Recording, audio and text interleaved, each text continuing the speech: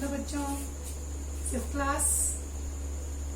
आज का lecture number 4 और चैप्टर भी नया चेंज हो गया बच्चों। अपना चैप्टर का नंबर भी 4 और चैप्टर का नाम है मानचित्र। मानचित्र आप लोग समझते हैं, मानचित्र या अपन मैप भी कह सकते हैं, नक्शा भी कहते हैं इसको। तो इससे पहले जो अपन ने थर्ड चैप्टर लिया था बच्चों, उसमें अपन ने ग्लोब का भी पढ़ा था। ग्लोब क्या है, ग्लोब में क्या हम पढ़ते हैं, किस चीज का अध्ययन करते हैं। तो ग्लोब को आपने देखा भी होगा कि होता क्या है। ग्लोब में पूरे जो धरती है अपनी, उसका जो शेप है उसके साथ उसको बनाया जाता है, वो तिरछा ऐसे झुका हुआ अक्ष पर, और उसमें विश्व के सारे देश, महासागर, नदियां, मतलब प्राकृतिक, राजनीतिक सारी स्थिति जो है उसमें हमको दिखाई देती है। तो ग्लोब जो है वो पृथ्वी के अध्ययन के लिए बहुत उपयोगी है। पर बच्चों कई बार ग्लोब में भी कमियां दिखाई देती हैं, क्योंकि ग्लोब में हम एक एक चीज का अध्ययन नहीं कर सकते। जैसे मान लो हमने ग्लोब में भारत का नक्शा देख लिया और भारत के भीतर किसी एक हिस्से को अगर हमको देखना है तो वो हमारे लिए थोड़ा सा असंभव हो जाता है। तब मानचित्र का जो है आविष्कार हुआ, या मानचित्र का जो है सामने आया। कि नहीं, पृथ्वी के अध्ययन में ग्लोब पूरी तरह से उपयोगी नहीं है, तो मानचित्र की सहायता से अब पृथ्वी के किसी भी एक हिस्से को देखना आसान हो जाता है। किसी भी एक हिस्से को हम अगर देखना चाहें तो मानचित्र आपने देखा भी होगा और बनाया भी होगा। तो मानचित्र से बच्चों को याद आया, आप 6 क्लास में पहुंच गए, तो छोटी क्लास में आपने कोई ना कोई मानचित्र बनाया होगा। भारत का बनाया होगा, विश्व का देखा होगा आपने, ठीक है, राजस्थान का भी नक्शा देखा होगा, इनको भरा भी होगा। और इसमें भी नक्शे अलग अलग तरह के देखे होंगे आपने मानचित्र। कई ऐसे होते हैं जिसमें बीच में खाली जगह होती है, कईयों में बाउंड्री बनी होती है, सीमाएं बनी होती है, वो अलग अलग तरह की। तो मानचित्र ग्लोब में आपने छोटी क्लास में अंतर भी पढ़ा होगा कि ग्लोब जो है उसको हर जगह ले जाना संभव नहीं, क्योंकि इतना बड़ा होता है ग्लोब। अब मानचित्र तो क्या है, लपेट के छोटे से अपने पॉकेट में रखे भी जा सकते हैं, हल्का होता है, ग्लोब वजनी बहुत होता है।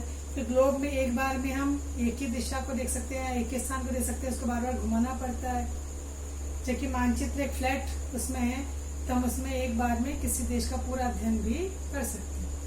तो सुविधा के लिए, पढ़ाई की सुविधा के लिए ग्लोब के स्थान पर फिर किसका चलन किया गया, मानचित्र का। ठीक है, तो मानचित्र की अगर अपन परिभाषा देखें, एक अर्थ देखें, तो ध्यान से सुनना। पृथ्वी की सतह, मतलब जहां हम रहते हैं पृथ्वी की सतह है, सतह के किसी एक भाग का हमको अगर अध्ययन करना हो, किसी शहर के बारे में, किसी पहाड़ के बारे में, किसी और क्षेत्र के बारे में पढ़ना हो, तो उस भाग का पैमाने से, मतलब मानचित्र जो बनाए जाते हैं वो नाप से बनाए जाते हैं। एक तो सिंपल पैमाना हो जाता है, एक सिंपल नाप हो जाता है। आज मान लो आपको किसी को किसी घर का नक्शा बना के देना है, रास्ता बताना है, तो आपने बिना पैमाने के बना के दे दिया कि यहाँ से यहाँ गलियों में चले जाए। पर जब मानचित्र का निर्माण होता है तो उसमें सारी चीजें जो होती है पैमाने से। कभी आप देखना कोई नक्शा आपने देखा होगा तो नीचे वहाँ पे पैमाना माप बना होता है, स्केल जैसा बना होता है। तो वो इसीलिए बना होता है कि इसमें अब जो दूरी होती है वो कैसे वो आगे अपन अध्ययन करेंगे इसके बारे में। तो पृथ्वी की सतह का एक भाग को पैमाने से जो एक चपटी सतह पे खींचा गया जो चित्र होता है उसको मानचित्र कहते हैं। तो एटलस भी आप लोगों ने देखा होगा। एटलस सारे नक्शे जब एक जगह इकट्ठे हो जाते हैं, किताब के रूप में हो जाते हैं। इसमें विभिन्न देशों के हो सकते हैं, ठीक है, विभिन्न राज्यों के भी हो सकते हैं। तो ये जो पूरे एक जो पुस्तक जैसी हो जाती है मानचित्र की, उसको कहते हैं एटलस, जिसमें विभिन्न मानचित्र जो है उनके विभिन्न प्रकार होते हैं, विभिन्न पैमाने से खींची गई जो उनकी जो है तस्वीरें होती हैं। तो ये माप पर आधारित होता है, ये एटलस है। इतना समझ में आ गया। और आपने मानचित्र भी कई प्रकार के देखे होंगे। आपने अधिकतर 2 मानचित्र तो देखे ही होंगे, प्राकृतिक और राजनीतिक। प्राकृतिक है ना, प्रकृति, इस पृथ्वी पर जो जो चीजें आकृतियां बनी हुई हैं। तो पहला आ जाता है भौतिक। भौतिक है ना, जो अपने आप पृथ्वी में हमको दिखती हैं चीजें, वो भौतिक। इसका एक दूसरा नाम आता है उच्चावच। तो हम क्या क्या देखते हैं पृथ्वी की प्राकृतिक आकृतियों में, अपने आप जो बनी हुई, बड़े बड़े पहाड़ हैं, छोटी पहाड़ियां हैं, घाटियां हैं, ठीक है, इसके अलावा पठार हैं, मैदान हैं, नदियां हैं, महासागर हैं, ये सब सुने हैं आप लोगों ने। तो इन सबको दर्शाने वाला जो मानचित्र होता है उसको कहते हैं भौतिक, या प्राकृतिक भी नाम दे सकते हैं इसको। दूसरा आता है राजनीतिक मानचित्र। मानचित्र आपने देखा होगा, एक तो मानचित्र जैसे मान लो अपन भारत का नक्शा लेते हैं, तो भारत के नक्शे में केवल बाउंड्री बनी है बाहर की, बीच का खाली होता है, तो उसको अपन भरते हैं तो वो तो हो जाता है प्राकृतिक। पर आपने देखा होगा बीच में भी सारा भरा हुआ है, राज्यों की सीमाएं बनी हुई है, कि ये राजस्थान की सीमा है, ये जम्मू कश्मीर है, आपने देखा होगा नक्शे में, ये गुजरात है, मतलब पूरे में सबकी जो है सीमाएं बनी होती है।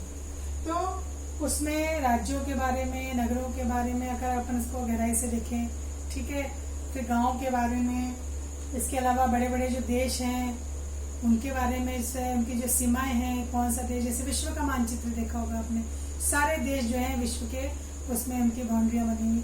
तो ऐसे जो मानचित्र होते हैं वो कहलाते हैं राजनीतिक मानचित्र, ठीक है। और तीसरा आता है थीमेटिक मानचित्र।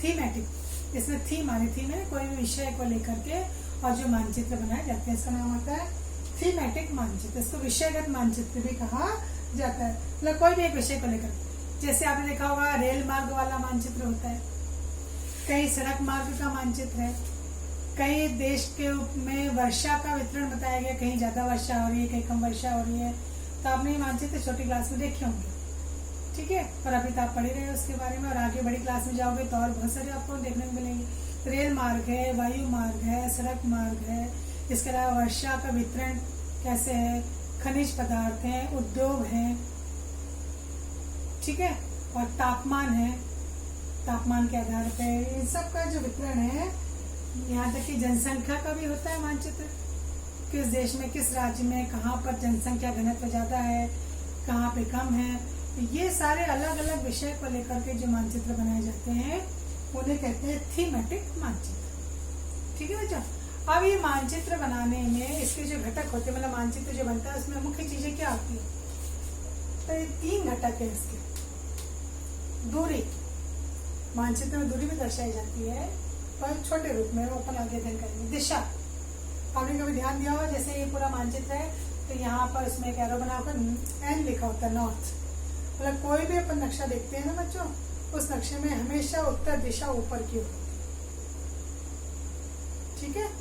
और तीसरा आता है प्रतीक चिन्ह, प्रतीक है ना, जैसे किसी को अपन को नक्शा बताना है तो हम बता देंगे भाई आगे जाएंगे तो एक पेड़ पड़ेगा, पेड़ के आगे कुआं है, कुआं के आगे गांव है, इस तरह से। तो ये प्रतीक चिन्हों का उपयोग भी कोई मानचित्र बनाने में किया जाता है। तो आज तो अभी इतना ही लेंगे, क्योंकि कल बच्चों अपन पढ़ेंगे मानचित्र के घटक के बारे में, इनकी पूरी जो है डिटेल अपन देखेंगे। तो आज के होमवर्क में जो है ये तो है ही मानचित्र का अर्थ, एटलस का, और मैं आपको बाकी ऑडियो में बता दूंगी या बुक का प्रिंट भेज करके बता दूंगी कि आपको क्या करना है।